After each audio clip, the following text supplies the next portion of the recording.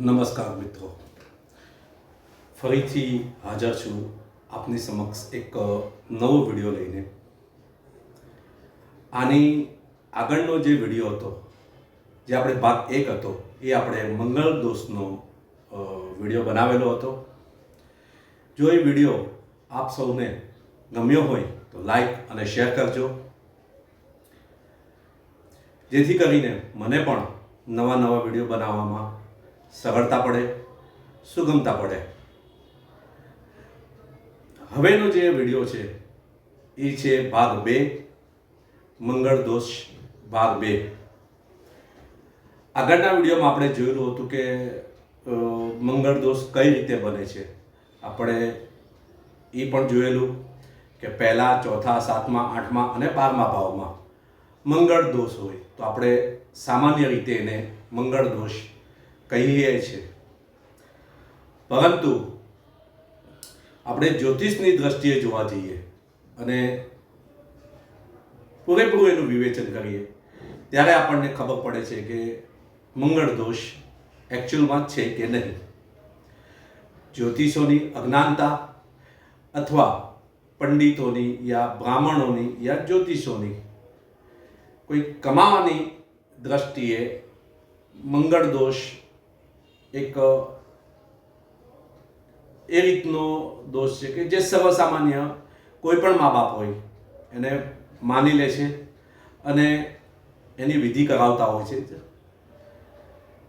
આમાં ઘણી જગ્યાએ મા બાપનો પણ દોષ હોય છે, કારણ કે મા બાપ પણ જોયા જાણ્યા કર્યા વગર પોતાની જાતે કોઈ એમ કીધું કે તમારી છોકરીને મંગળ દોષ છે, એટલે કોઈ પણ જોયા જાણ્યા વગર, કોઈને પૂછ્યા વગર સીધું લેપટોપ અથવા પીસી અથવા કમ્પ્યુટરમાં ખોલી અને કુંડળીઓ જોવા બેસી જાય છે. અને સારા જે માંગા હોય છે એ આ સારા ઘરના છોકરાઓને એ લોકો ના પાડી દેતા હોય છે. હવે અત્યારનો જે વિડીયો છે, જે અત્યારે હું જે બનાવવા જઈ રહ્યો છું વિડીયો, એ છે જ્યોતિષ તત્વાંગના પેજ નંબર 289 પર આપેલા છે કે જન્મકુંડળીમાં મંગળ અને તેનો ઉપાય. હવે જો એકચ્યુઅલ મંગળ હોય તો શું થાય, ત્યારબાદ એના ઉપાય બી આપશું અને ત્યારબાદ જે મારા અનુભવથી જે મેં ઉપાયો છે એ ઉપાય પણ આપની સમક્ષ હું લાવીશ, એનું વિવેચન કરીશ. હવે એનો જે મંત્ર છે, સૌથી પહેલાં તો એનો જે મંત્ર છે જે આગળ બી આપણે કીધેલો હતો, અત્યારે બી હું ફરીથી મંગળ દોષનો જે મંત્ર છે એ મંત્ર આપની સામે કરીશ. લગ્ને વ્યય ચ પાતાલે જામિત્રે ચાષ્ટમે કુજે કન્યા ભર્તુ વિનાશાય ભર્તા પત્ની વિનાશકૃત. હવે આમાં કીધેલું છે કે લગ્ને વ્યય એટલે લગ્નમાં 12મા સ્થાનમાં, પાતાલ એટલે 4થા સ્થાનમાં, ચાષ્ટમે એટલે 8મ સ્થાનમાં, જામિત્રી એટલે 7મ સ્થાનમાં. એટલે જો મંગળ હોય, જો સ્ત્રી અથવા છોકરીના જન્મકુંડળીમાં જો આ ભાવમાં મંગળ હોય તો તેને મંગળ ગણવામાં આવે છે. તે જ રીતે છોકરા અથવા પુરુષની કુંડળીમાં હોય તો એને મંગળ દોષની ઉપમા આપવામાં આવેલી છે. હવે આપણે આ જોઈશું કે એકચ્યુઅલમાં જો આ ભાવોમાં જો મંગળ હોય તો એના શું પરિણામો મળે તે આપણે જોઈશું. આ દોષથી પ્રભાવિત પુરુષને મૌલી અને સ્ત્રીને અથવા છોકરીને માંગલી અથવા ચુંદરી કહેવામાં આવે છે, તે પણ આપણે આગળ જોયું. હવે જો એકચ્યુઅલ જો કુંડળીમાં મંગળ હોય તો આપણે જોઈશું કે પ્રથમ ભાવમાં એટલે કે લગ્ન ભાવમાં મંગળ, જાતકની પત્રિકામાં પ્રથમ ભાવમાં જો વૃષભ અથવા તો તુલાનો મંગળ હોય તો જાતકના સ્વાસ્થ્ય ઉપર ખરાબ પ્રભાવ પડે છે. આવો જાતક ગુસ્સાવાળો, લડાઈ કરવાવાળો, જિદ્દી અને ગમે તે સંજોગોમાં લડાઈ અથવા હિંસા કરવામાં માહેર હોય છે. ત્યારબાદ જે ચોથો ભાવ છે તેની અંદર મંગળ હોય તો શું આવે, શું પરિણામ મળે? ચોથા ભાવમાં જો મંગળ સ્વગ્રહી ઉચ્ચનો હોય તો જાતક ખેતીકામ તથા પશુપાલનનો વ્યવસાય કરતો હોય છે. માતા પિતાનું સુખ અધિક હોય છે. પરંતુ જો મંગળ મિથુન અથવા તો કન્યા, મકર, કુંભનો હોય તો માતા પિતાના સુખથી વંચિત પણ રહી શકે છે તથા પરિવારથી વિરોધનો પણ સામનો કરી શકતો હોય છે. આવા જાતકને અગ્નિનો ભય સતત રહેતો હોય છે. ત્યાર પછી જોઈશું કે સપ્તમ ભાવમાં મંગળ જાતકમાં એટલે કે જાતકની બુદ્ધિમાં કમી રહેતી હોય છે, સ્વાસ્થ્ય ખરાબ રહેતું હોય છે. મિથુન અથવા તો કન્યાનો મંગળ હોય તો બે વિવાહનો યોગ પણ બનતો હોય છે. ત્યારબાદ બેઉની અનિષ્ટની સામનો પણ કરવો પડતો હોય છે. જો સ્વગ્રહી મંગળ એટલે કે મેષ અથવા વૃશ્ચિકનો મંગળ હોય અથવા તો ઉચ્ચનો મંગળ હોય તો સ્ત્રી સુખ અધિક હોય છે તથા વ્યાપારમાં સફળતા પણ અધિક પ્રાપ્ત કરતો હોય છે.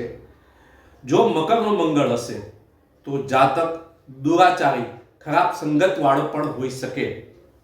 ત્યાર પછી અષ્ટમ ભાવમાં આપણે જોઈશું એટલે કે આઠમા ભાવમાં મંગળ સ્વગૃહી મંગળ એટલે કે મેષ અથવા વૃશ્ચિક અથવા તો ઉચ્ચનો એટલે મકરનો મંગળ હોય તો જાતકનું સ્વાસ્થ્ય ખૂબ જ સારું રહેતું હોય છે. જાતક દીર્ઘ આયુષ્ય હોય છે. પરંતુ જો નીચનો મંગળ હોય એટલે કે કર્કનો મંગળ હોય તો તેના સ્વાસ્થ્યની હાનિ દર્શાવે છે. વૃષભ અથવા તુલાનો મંગળ હોય તો સ્ત્રી પક્ષથી દુઃખ એટલે કે સ્ત્રી પક્ષથી દુઃખી રહેતો હોય છે તથા વ્યાપારમાં ધન હાનિ પણ થતી હોય છે. સિંહનો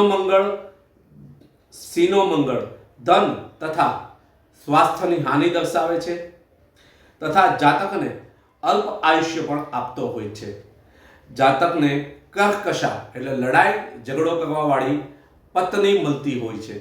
ત્યાર પછી આપણે જોશું દ્વાદશ ભાવમાં મંગળ દાંપત્ય જીવનમાં અસંતુષ્ટિ, ધન એવં વિદ્યામાં નુકસાની. સ્વગ્રહી અથવા ઉચ્ચનો મંગળ હોય તો જાતકને લોભી બનાવે છે.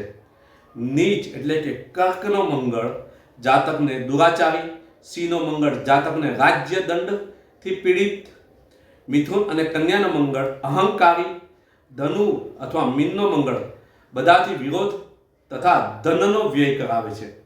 આ રીતે જો મંગળ હોય આજે પહેલા, ચોથા, સાતમા, આઠમા અને 12મા ભાવમાં તેનું આપણે જ્યોતિષ તત્વાંક ગ્રંથના હિસાબે આપણે જોયું. ત્યારબાદ આપણે જોઈશું કે મંગળ દોષ પ્રભાવી માંગલિક જન્મ પત્રિકાઓ. હવે આમાં જ્યારે મંગળ જન્મ પત્રિકા એટલે કે 1, 4, 7, 8, 12 ભાવમાંથી કોઈ પણ ભાવમાં હોય તો જાતકને માંગલિક ગણવામાં આવતો હોય છે. ત્યાર પછીનું દ્વિબલ માંગલિક જન્મ પત્રિકા. જ્યારે મંગળ 1, 4, 7, 8 અથવા 12 ભાવમાં સાથે સાથે નીચનો મંગળ હોય તો મંગળનો દુષ્પ્રભાવ 2 ગણો થઈ જાય છે. અથવા તો 1, 4, 7, 8, 12 ભાવમાં મંગળ સિવાય સૂર્ય, શનિ, રાહુ, કેતુ એટલે કે અશુભ ગ્રહની યુતિ અથવા બેઠા હોય તો જન્મ પત્રિકામાં દ્વિબલ માંગલિક હોય છે. ત્યારબાદ હોય છે ત્રિબલ માંગલિક જન્મ પત્રિકા એટલે કે નીચનો મંગળ એટલે કે કર્ક રાશિનો મંગળ 1, 4, 7, 8, 12 ભાવમાં હોય તથા શનિ, રાહુ, કેતુ પણ તે ભાવમાં હોય તો મંગળનો દુષ્પ્રભાવ 3 ગણો વધી જાય છે.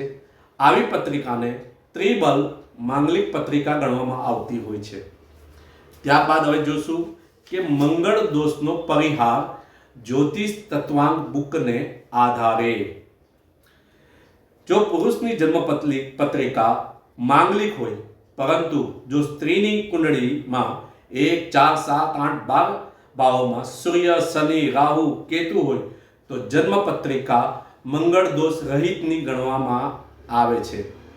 ત્યારબાદ જે ભાવમાં મંગળ હોય તે ભાવનો સ્વામી જ્યોતિષની દ્રષ્ટિએ બલવાન હોય તથા એ ભાવમાં બેઠો હોય અથવા એ ભાવ પર દ્રષ્ટિ કરતો હોય અથવા તો સપ્તમેશ અથવા શુક્ર ત્રીજા ભાવમાં હોય તો મંગળ દોષમાંથી જાતકને મુક્તિ મળતી હોય છે. એટલે કે મંગળ દોષ રહિતની કુંડળી આને ગણવી. ત્યાર પછીનો સૂત્ર છે મેષનો મંગળ લગ્નમાં, વૃશ્ચિકનો મંગળ ચતુર્થ ભાવમાં, વૃષભનો મંગળ સપ્તમ ભાવમાં, કુંભનો મંગળ અષ્ટમ ભાવમાં તથા ધનુનો મંગળ દ્વાદશ ભાવમાં હોય તો જાતકને મંગળ દોષ લાગે નહીં.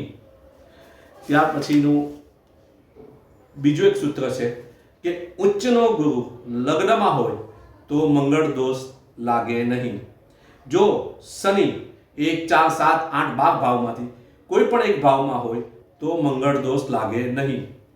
ત્યારબાદ જો કેન્દ્રમાં 1, 4, 7, 10 તથા ત્રિકોણમાં એટલે કે 5, 9 ભાવમાં શુભ ગ્રહ હોય અને 3, 6 અને 11 એટલે 30 ભાવમાં અશુભ ગ્રહ હોય તો મંગળ દોષ લાગતો નથી. સપ્તમ ભાવમાં હોય તો પણ મંગળ દોષ લાગતો નથી. ગુરુ અને મંગળની યુતિ દ્રષ્ટિ હોય અથવા તો મંગળ ચંદ્રની યુતિ હોય અથવા તો ચંદ્રમાં 1, 4, 7, 10 એટલે કે કેન્દ્રમાં હોય તો પણ મંગળ દોષ લાગતો નથી.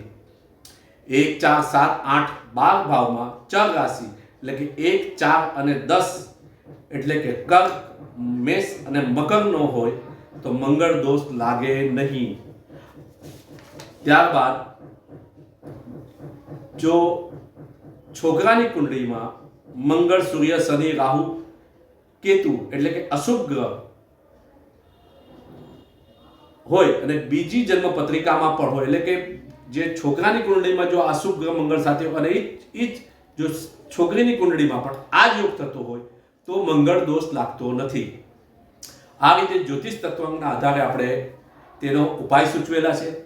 ત્યારબાદ જે મારા અનુભવથી પણ જે મેં જોયેલા છે એ પણ હું આપને કહું છું કે પહેલા એટલે કે લગ્નમાં મેષ રાશિ, ચતુર્થમાં વૃશ્ચિક રાશિ, સપ્તમમાં ધનુ અથવા મકર રાશિ, અષ્ટમમાં કર્ક રાશિ અને દ્વાદશ ભાવમાં જો મીન રાશિ હોય તો તેને મંગળ દોષ લાગતો નથી.